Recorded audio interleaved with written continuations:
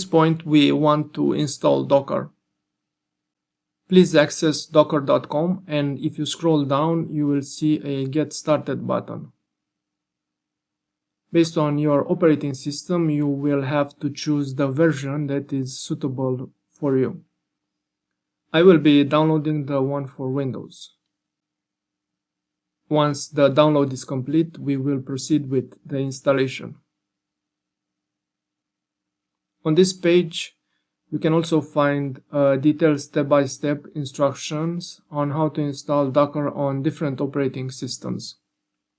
For example, if you select Mac OS, you can see in this page every step that you need to follow in order to install Docker on the Mac. And the same goes for Linux. Now that the download is complete, we will start the application. Just leave the two checkboxes as they are and click OK. Once the installation has succeeded, click on Close.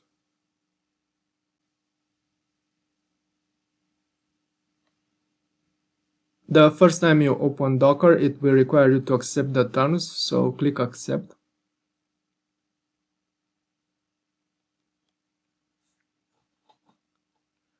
Now we can see the Docker desktop is starting. And that's it. It was that easy to install Docker.